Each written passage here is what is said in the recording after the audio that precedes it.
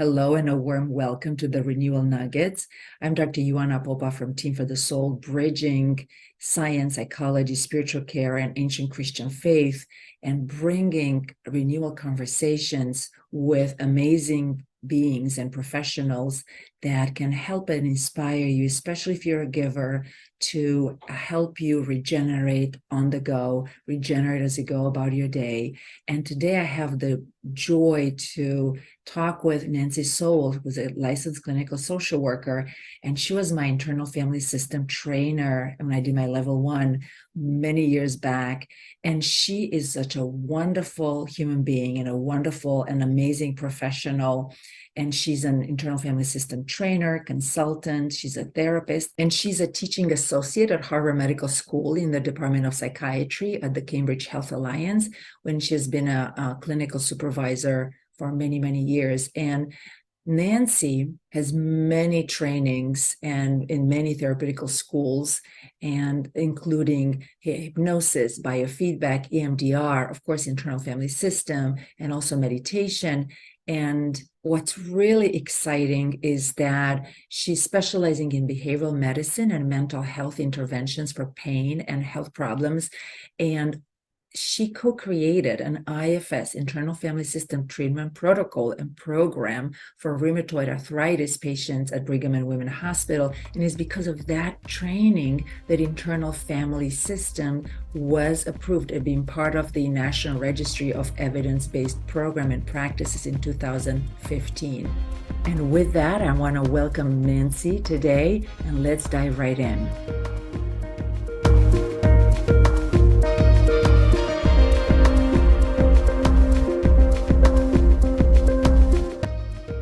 So welcome, Nancy. I'm so excited to be here. I have so many wonderful memories since 2014, since you're my trainer in first level internal family systems, and then you help me with consultations and also becoming certified. So I have lots and gratitude and tons of gratitude for you and informing how I practice. So I'm so thankful that you're here. And we'll just jump right in. And I know we just chatted a little bit at the beginning of what you're doing, and you're sharing that you do lots of trainings, internal family system trainings, and you also have a writing project. So let's just jump right in, and Well, first, thank you for inviting me to do this, Ioana. It's really nice to see you and to be with you. And we have spent a lot of time together and just talking about so many things. So I appreciate the opportunity to see you again. yes. We're coming out of COVID as much as we can. And it's just nice to see you again. I mean, I can't remember how long it's been. It's been a few years. It's been several years. Yeah, must have been 2017 or something. And I know I was listening to the internal family system continuity program. I got to be immersed in your program about the body. So I feel like I saw you not too long ago, but this is the online world, right? When we just jumped right in, and that was such a fantastic program. So thank you. Yeah, so share a bit about the audience might not know you. I just try to bring this mixture of science, psychology, spiritual care. Since we met, I did some chaplaincy training as well, and I finished my master in theological studies. So I kind of try to bake everything in and find the right the coolest language that could be. I'm fascinated by bridging different languages in different disciplines and whatnot, and I know you're very good at doing that as well. So what have you been doing? Well, during COVID really changed my life, like so many people, in that I started hunkering down at home. I have a private practice and I teach. And before COVID hit, we had a plan. When I say we, I mean there's a lot of international partners in the IFS world. So I teach trainings to professionals in this internal family systems model of therapy. And I was planning to move to Spain because I was training 2 women in Spain so they could become trainers. And I had been teaching there. I think I told you I taught 7 or 8 trainings in 2021 there. And so I was planning to just move there in 2020 to be there for 2021. So I had all these Spanish trainings and international trainings scheduled. And then COVID hit and everything went online. Wow. So, and being in the city was harder. So I have a midlife marriage. So we have my house and my husband's house. So we moved to my house, which is on Cape Cod. This office is my home office here. So I started working online, which I'd done some because I was doing a lot of international therapy with people because I do a lot of international trainings. So it wasn't unfamiliar, but moving back and working only online, not seeing people in person was a real shift. This, not just me, but everyone, as I'm sure you know. So I've been at home, which is at home here which is rural. So I see people online, and I've actually cut back a lot. It really changed how I looked at my life. I think other people might have experienced that some too. Like I wasn't running around so much anymore. I wasn't jumping on airplanes so much anymore. I was home and living a quieter life. Did you But enjoy that? yeah, well, I mean, I have, but not that much. Not since my kids were little and I was at home before they got old enough for me to go back to work. Anyway, so I'm here and having a quieter life, which is opening up a little bit. And in the middle of my day, during lunch, I can go out and take a walk in nature and then come back refreshed for the afternoon. And I feel like I'm living just a lot closer to nature and maybe a little closer to my own spirit. So, yeah, and then I'm doing some writing about the internal family systems model and trauma and stress and the impact on our health. And that's a project that I've been working on for a while, but was interrupted by all the trainings. So I reserved a lot of time in the next year, last year and now, to actually finish that project. That's so cool. And what has been, because I know part of your training and expertise is in bringing the somatic experience in a certain sense in the internal family system and how that interlocks with the health in general. And I know part of the training that you did and the research that you did at Harvard, it actually, in Brigham and Women, right, it got the internal family system on the map and became evidence-based through internal family system work and rheumatoid arthritis, right? That's right. For someone who might be listening, what, from a body perspective, like symptoms, how does stress express in the body, and how someone who might not even know that this connection, what are some red flags that they might even think, oh, this might be actually stress, as opposed to, oh, I need to check again with the doctors. Obviously we want to do that, but from your experience, what are some nuggets? Well, there's a real connection between trauma and kind of an undercurrent of subtle activation of the autonomic nervous system, which is a branch of the autonomic nervous system called the sympathetic nervous system. Yes. Prepares it, best known for the fight or flight response. Yes. And if you've been listening to me on my YouTube, you've heard about the sympathetic and fight or flight. Right. Absolutely. So there's several things that can happen. So with it, and there's a range. It's not, there's a range of distress that happens for people and for activation of the nervous system around trauma. But when I say trauma, I'm using the term broadly because when people think of trauma, they usually think of something, like a war or being in an accident or, like a shock trauma like that. But I think of trauma as being maybe even persistent unmet developmental needs. I love that you named that because it's important. Many people, even in when I work with them, they say, well, nothing really bad happened compared with others, but they've been neglected. So this is really important. Thank you for naming that. Right. And I actually think it's pretty universal. I don't think it's unusual. Mm-hmm. And it doesn't have to be like a big event or abuse. It can be just sort of persistent inattention. Like part of the way that I got into this field was because I grew up in a family with a single parent who, and this was in the 60s and 70s. That's when I grew up. So, tells you a little bit about my age. And my mother worked at a university because she couldn't afford to pay for classes and she wanted to finish her degree. So she worked at a university, and for women at that time, the pay was terrible.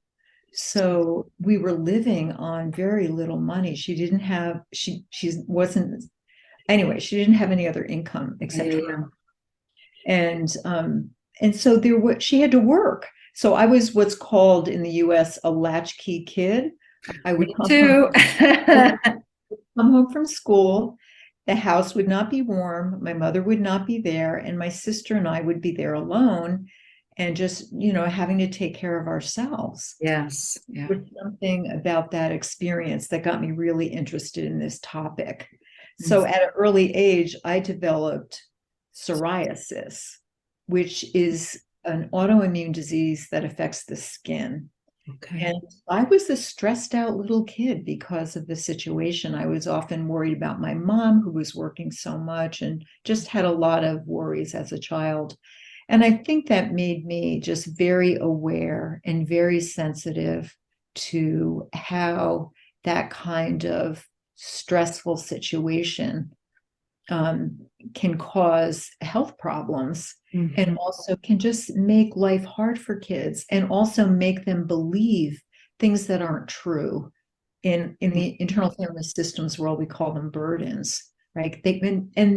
Some of those beliefs can attach to our identity, like things like, I'm not good enough.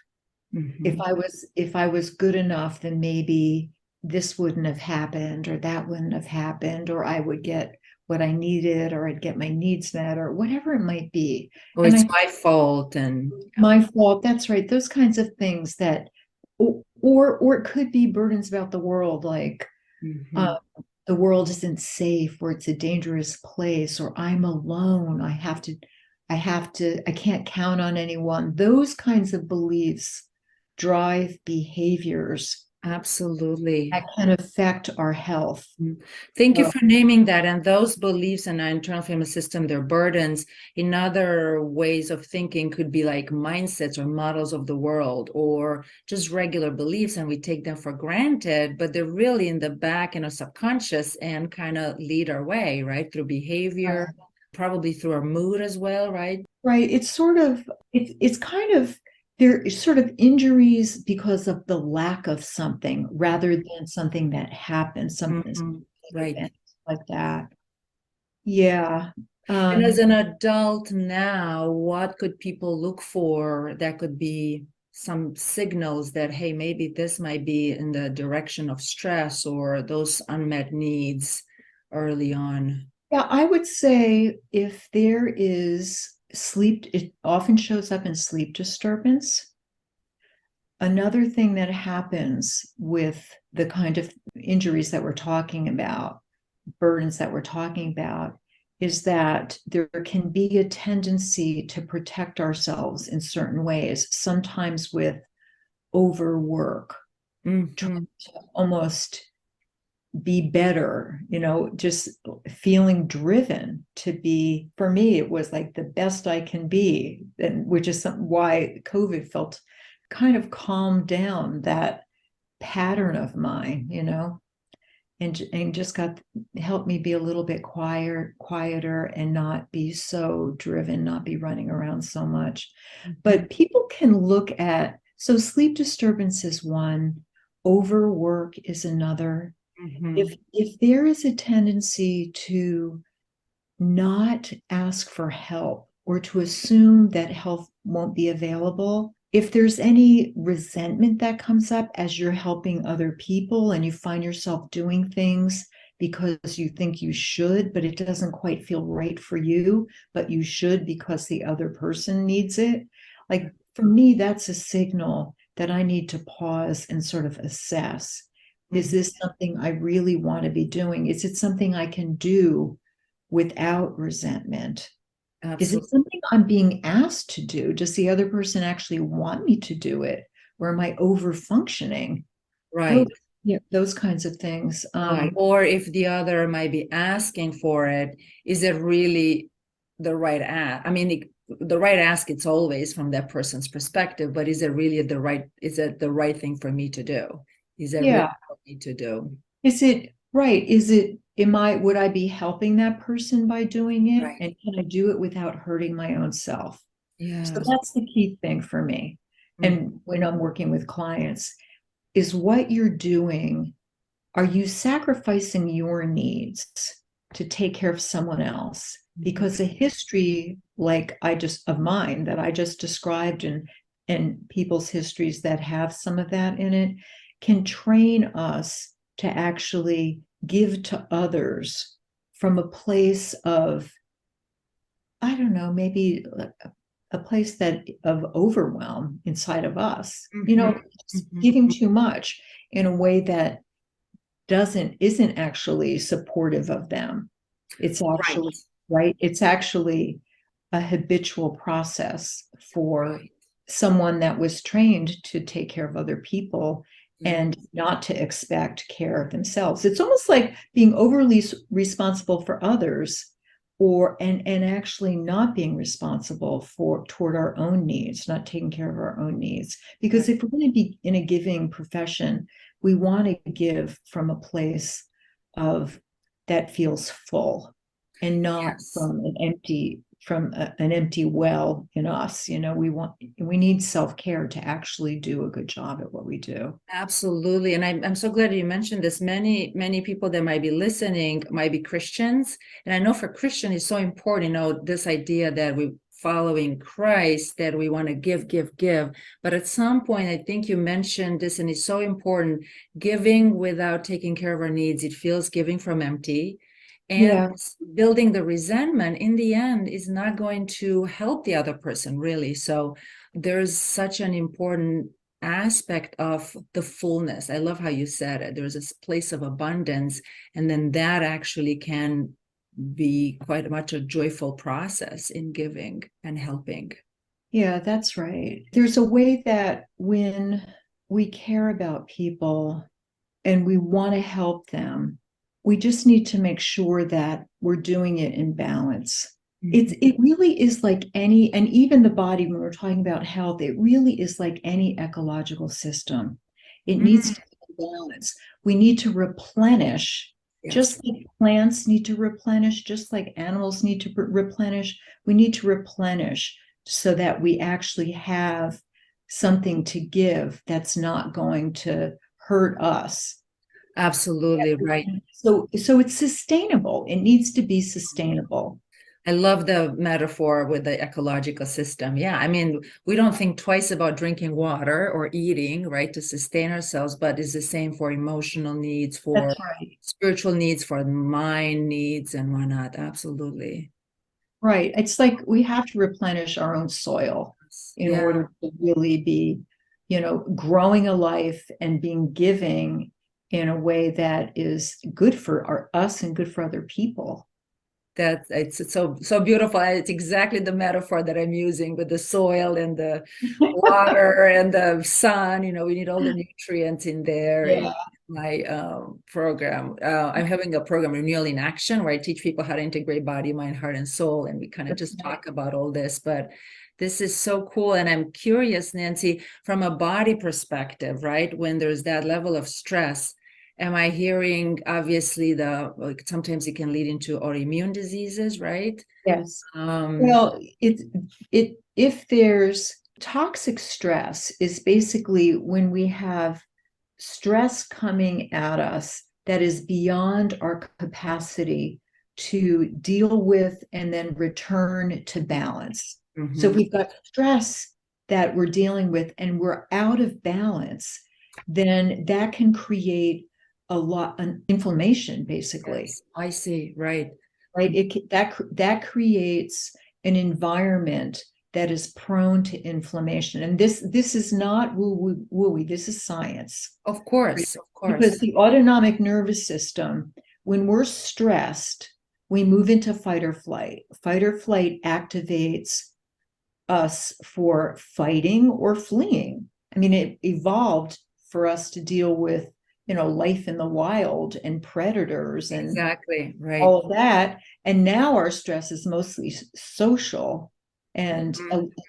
at least in the West, at least, and in certain cultures, it's primarily social, but that still activates the autonomic nervous system. So it gets the heart rate up, it gets our system ready to fight. It activates the cardiac system. It activates increases our heart rate, our blood pressure, our respiration. Right. Cortisol, hormones, all of that. And they do Right, impact the immune system. Absolutely. right. And so we're exposed to a lot of toxic stress hormones if it's Mhm. chronic. And then the system learns to turn on more readily and to not as readily turn off. So there can be this kind of underlying activation. Right, That, right.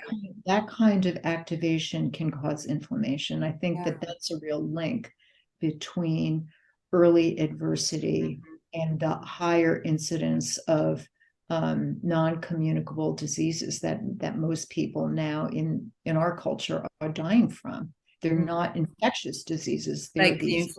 like your inflammation, what you're talking about, autoimmune disease, cardiac system. Yeah. And I've noticed many times people, when they go to the doctor, let's say they have a system, of course, it's a symptom. You want to go to the primary care first to check it out. But then when they hear maybe, oh, this is stress, or maybe there's something in your, I don't know how it's explained, but many times people feel really ashamed. Like, what am I doing this to myself? Like, what would you say to these people? Like, if there is such a strong connection between the emotions and the nervous system and the actually physical body, not to feel bad, right? Because it's not really, it's like they're doing it on purpose. But what would you say? What I say is that there is no blame here, and that it's not their fault. My take on this is Mhm. that our lifestyle is out of balance. That there is often, with most people, like we are pressured to work more hours than I think is actually optimal for people. Mhm. And there is this kind of persistent stress to, like, I look younger than we are, to have our to just have, I mean, there's just Accomplish, to get all to those be things accomplished, to be doing, to be, to always be producing. I mean, and always that be busy, right? That's kind of like a great thing. Oh, I'm really busy. yeah, exactly. And so, I mean, that was, for me, it was the beauty of the COVID pandemic, is that I got a taste of stopping that. And I really believe that that is not healthy for anyone, but we're fed that through advertisements, through, other people, and just the culture. Mhm. It's one of, pretty fast paced and accomplishment and all of that. So there's that. I say something about that to people, that how you're living is hard. Mhm. I also say that if there is a tendency toward imbalance that you learned early on, like I did, that Mhm. that's not your fault. That is actually, it was a wise decision back there and then. Mhm. And, like, well, you and I, latchkey kids, we're doing more than is probably developmentally optimal for us at a young age, but that's what the circumstances were. So we had to deal with that. And that, in order to do that, in order to get through that, we had to do that. That was wise. We wouldn't be who we are today had we not done that. But then it sets up this pattern of, it can set up this pattern of internal stress that continues to drive us.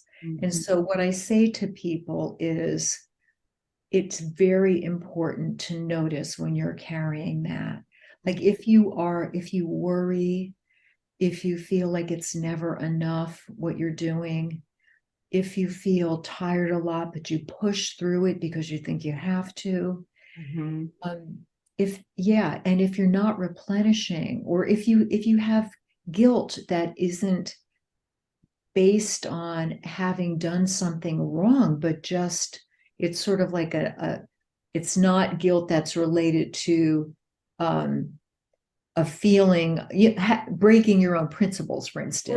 Right. It's more like something that about, like, you shouldn't feel angry. And if you feel angry with somebody, you should feel guilty about that. That kind of what I think of as defensive guilt, protective guilt, that sort of is a lid on feelings underneath that we couldn't feel back there and then in time, because it would have been too risky. Right. Or we couldn't say what our needs are, or exactly. Yeah. Exactly.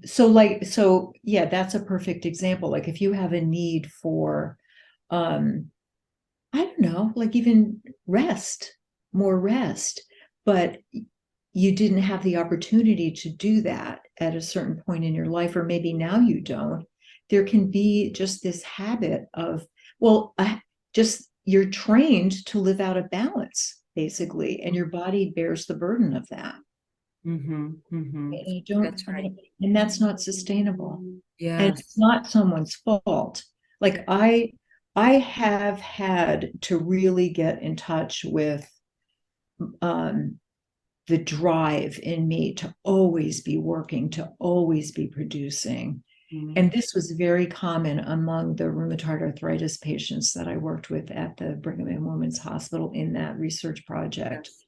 Mostly women, and really feeling very nice people, not great at expressing their needs and not great at expressing their upset, tending to sort of just put a lid on that, often in environments where it wouldn't have been helpful to them to do that. I can use myself as an example. So I told you, single parent family, I learned to not burden my mom. Right. Mom was under a lot of stress. I learned to take care of myself and to be pretty autonomous as a little kid, way beyond my developmental level. So I had to unlearn that. I really had to unlearn that to live with more calm, more peace, to be in balance in a more sustainable life. And I have psoriasis that I had since I was a little girl, which is almost completely gone. But I also developed an autoimmune disease from the stress of all of that, which is now gone, which is pretty miraculous to me. But it had to do with really just taking care and slowly over time, really coming back into balance and making decisions to live a sustainable life. And I love connecting with people. I am definitely a giver and I enjoy giving, but I've learned to do it in balance. And so I just want to encourage people to not feel bad about that. It's actually responsible of you to do that. I love that, being responsible. Yeah. Because in a certain sense, when we keep giving, at some point we can actually become a burden to others in a certain way. Yeah, because it wears on you. Yeah. And there's a way, and if there is any resentment, it ends up leaking out. Yes. Or you just get exhausted.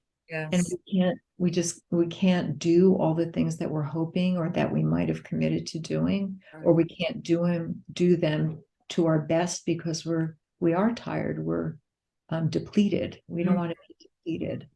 Or even thinking that maybe the vocation is not the right one, losing the interest in whatever the profession or vocation. I've seen that happen to people as well. And also, what I think there's another element to it. I don't know if you've encountered this, but I'm sensing there's a biological diversity that some people are more prone to express stress through the body, and Uh-huh. others in other ways. Maybe their emotions are be more intense, or the mind might be overacting or whatever. I don't know if you've encountered, just a curiosity of mine, any diversity that way. There are some people that are more Well, connected sure. with their body that way. Yeah. And some people, and I think there's a whole lot of reasons why. I mean, some people are not in touch with their bodies as much. And part of that can be protective, that if um, you felt uncomfortable in your body, like I Mm. was not really in touch with my body for a while because if there is any history of trauma or neglect, we learned to not listen inside. To We that, just, yeah, just get through it. that was me for decades. I just live in my head, like, oh, this is kind of Yeah. fun and comfortable here. Like, do I have emotions? Like, no, I don't. I'm fine.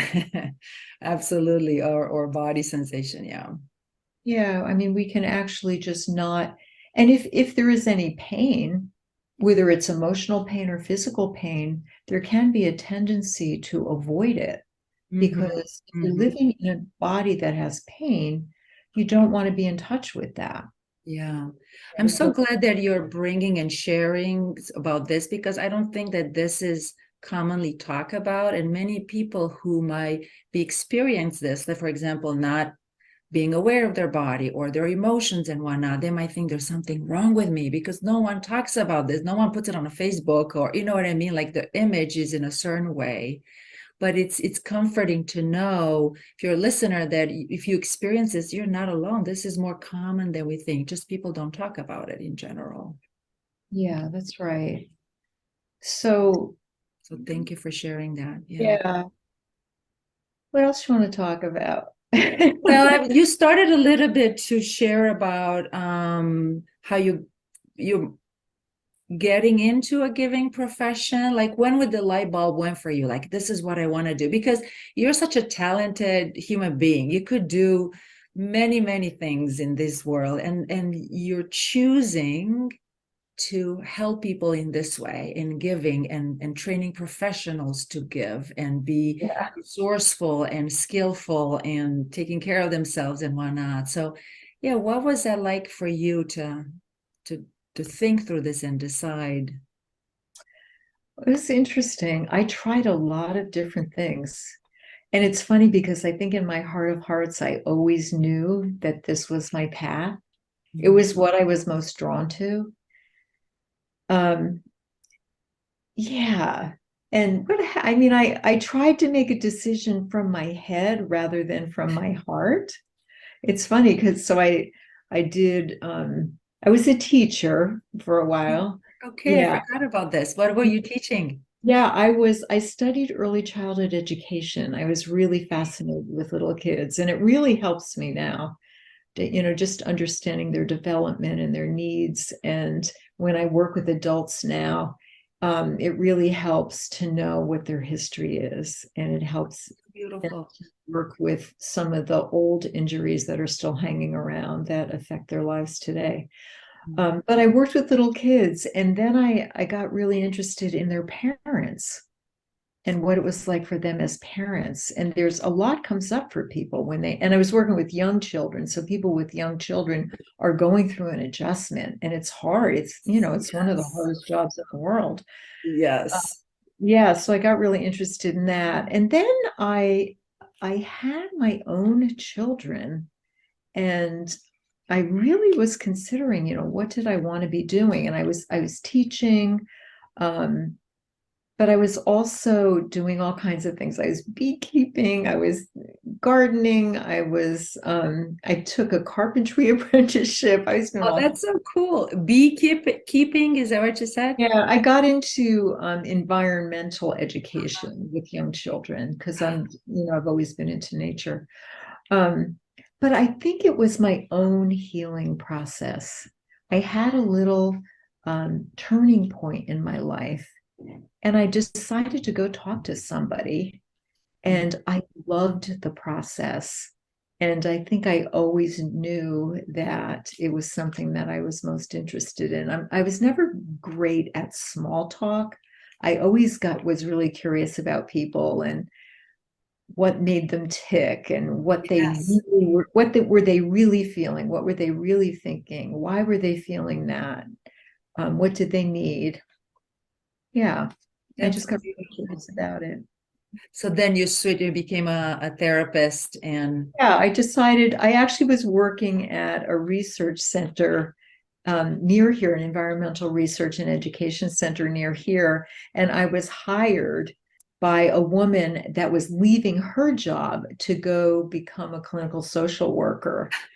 And she picked me for her job because I think I had the air of a clinical social worker. and then you followed the path in the I footsteps. followed her. That is so cool. And how did Yeah. you discover internal family system? I don't think I've ever asked you about that. Oh, I did this fellowship at the Cambridge Health Alliance in the psychiatry department for licensed professionals in behavioral medicine, which is that interface Right. of what's going on in the body, and what's going on in the mind, and just the whole, our mind happens in our body, our emotions are in our body. When we're in touch with our body, we can feel that, Mhm. which I wasn't at the time. I had to learn that. I did this fellowship and I was really happy, had done a lot of training. I was a well-established therapist at the time. I wasn't early in my career. And then I went to this talk that Dick did. It was through the organization in Boston, a trauma organization. And I was just really impressed. And so I decided I really wanted to hear more. And he was, for a week, he was at the Cape Cod Institute. And Oh, so yes. I thought, okay, I'll do it it was like a half a day, 5 day for 5 days. I'll do it for, 5 days. But boy, it just spoke to me. It made so much sense to me that I decided I was not planning to do the training. I immediately started doing everything IFS. There was an annual retreat. I went to that. There was a group at Kripalu. I went to that, and then I got into a training and was doing that. Yeah, and then I went boom, boom, boom through the whole process. Mhm. Oh, that's so beautiful. I'm so glad you did. Me too. It You're, changed my life. It changed my life, yes, and it yes. changed my career path. Yeah, it Yeah, changed mine too. yeah, it has done that for lots of people. There's a lot of it happening all around the world now. Right, right. Oh, this is so beautiful. And you mentioned the balance and the importance of that, right? As a giver, how to connect. Any nuggets of wisdom to share about what your daily routine looks like? One of the things that I am really strong supporter, and it was interesting to read about, I don't know if you came across this book. I've been mentioning this because I just love it, Building a Second Brain by Tiago Forte, who is talking about how to organize our online world in such a way that we can keep track in all this explosion online. But anyway, it's the first one that I read to make the distinguish, which is so obvious afterwards, between projects and life areas. Like renewal and regeneration is not a project. And how many of us, we're just been waiting for the weekend or vacation, or let's go to a retreat, versus no, we're doing renewal and regeneration every day. Right. There's a daily Yeah. rhythm, not just for Yep. the body, but for emotions, for the mind, for the spirit or soul. So I'm curious, how do you apply all this? And is there any nuggets from your experience? What has worked for you? I mean, what just concretely, what works for me is I need to move my body every day. Mhm. I need to get out in nature every day, rain or shine. I want to touch the day. I want to see what's it feel like out there. I want to feel the wind on my face. If it's raining, I want to feel the rain. I want to feel connected to what's happening. And that's specific to me. It's probably not for everybody. But I do need to move my body every day. And I can't sit forever either. I can. I mean, my body doesn't hurt it if I do, but I think if I did, it would. So I stand up, I move around, I walk around, and I read something that inspires me every day. First thing I do in the morning is I open up something that I want to read that is going to help me get in touch with myself, right, and inspire me. And the next Kind of thing I feeds your do, soul, your spirit. yeah. Um, I like to see what's going on outside in the weather, I mean. And I get outside, and I have around where I live, there's a lot of conservation land. And I find wherever I go, I find some place to walk. So I'm a walker. And I love walking, and it just maintains my mental health. And also it's just really good for my body. And yeah, it just keeps me really fit. So I feel good with that. And um, and I like to connect with some people every day, like really connect with people every day.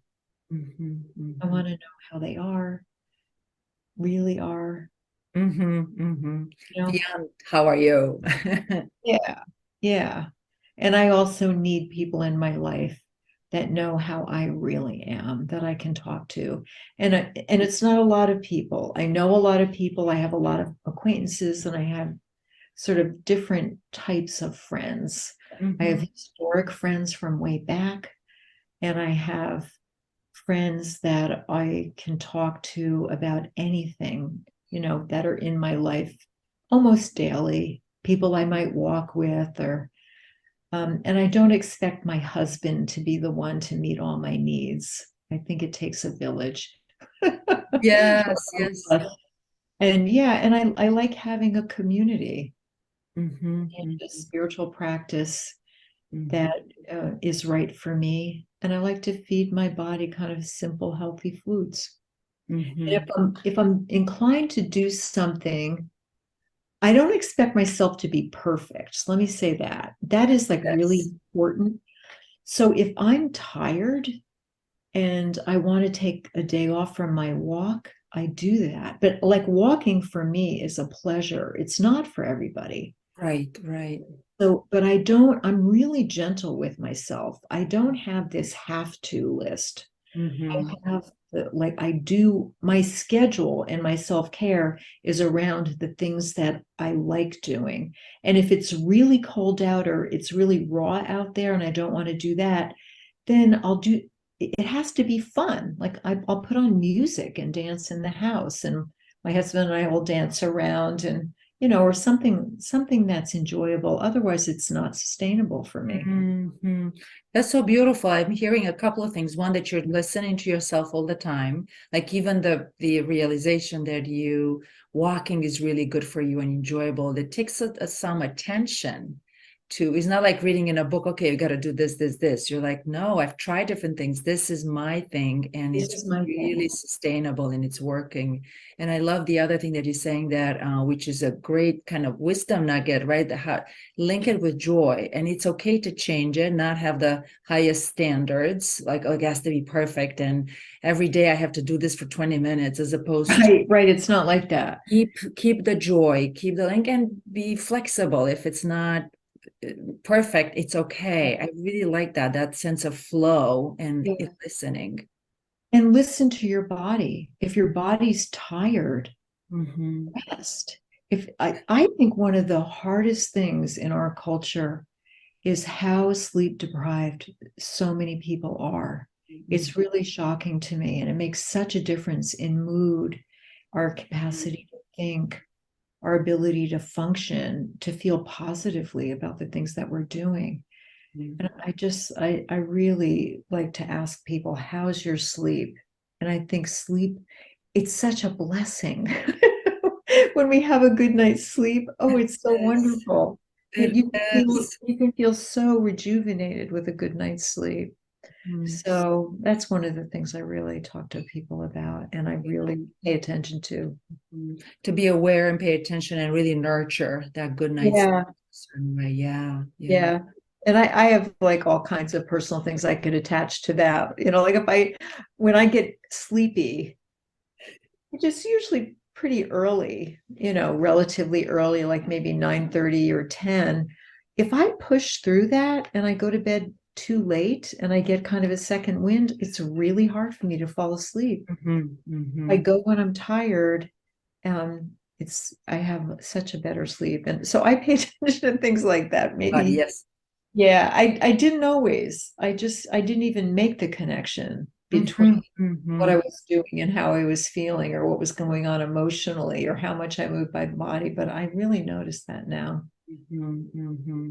That's wonderful. And any tips for how to check on an emotional health and get the temperature of emotion, so to speak? Any particular ways that you might encourage people? I would say Ways. take some time every day to slow down and just tune inside to yourself. Mm-hmm. And it might be a different way for different people. For me, it's really just asking myself, like, how am I today? Like, really, how am I today? Is there anything that's weighing on me? You know, Mm-hmm. like, how am I? And I ask my clients that. I really want to know, and we take some time, and they take some time to really listen to themselves and to Mm-hmm. notice if they feel cranky or frustrated or sad or whatever it is. So I would say slow down and take your own emotional temperature. Mm-hmm. Mm-hmm. Mm-hmm. And usually something pops up eventually, right? With consistent attention and compassion and persistence. Yeah, I think so. I mean, it does for me, but maybe, yeah, if somebody's not used to doing that, it might take a little time and maybe a little patience to just listen inside Mm-hmm. And be okay if no answer comes up. and be okay with that. Yeah. And be patient and kind to whatever you find there, even if it's sort of, there are periods where we feel not much, we feel almost shut down. And I would say, then that's what your temperature is that day. And, Mm-hmm. Mm-hmm. and you just maybe get curious about it and just keep listening and noticing, like, how long has this been going on? And I don't know, just start to notice things. Right. Yeah. Sometimes there's no thermometer in the area, and Yeah. that's the temperature. Yeah. It's cool.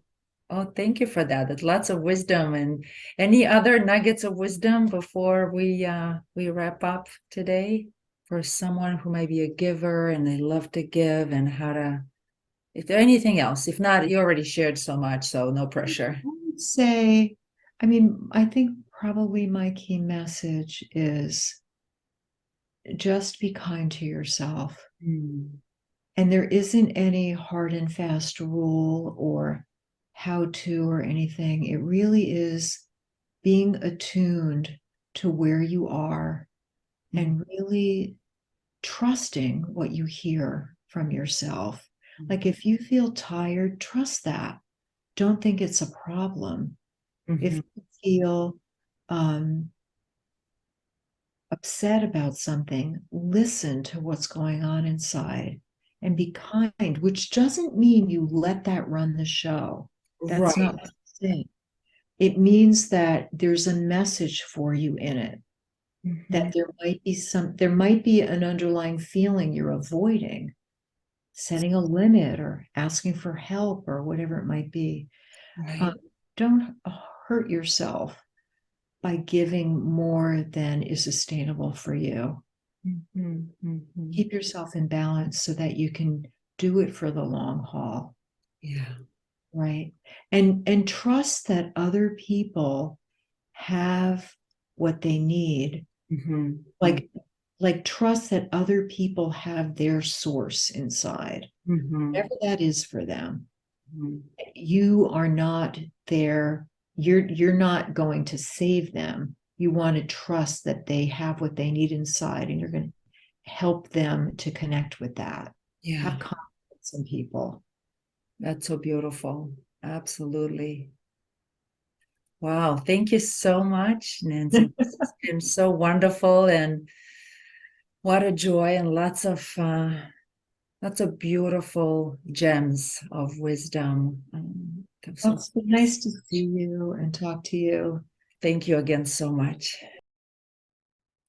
Thank you again, Nancy, for being today and bringing all your wisdom, all your nuggets of wisdom for so many years of professional experience and from your life as well. And if you've been listening to this, I hope that you really got some insights, and I encourage you to type in the chat with any questions or comments that you might have. And may you be continue to be renewed and regenerated every day on the go, so that you can continue to do and give for the betterment of humanity. So thank you so much for all you do. And until next time, I say goodbye for now.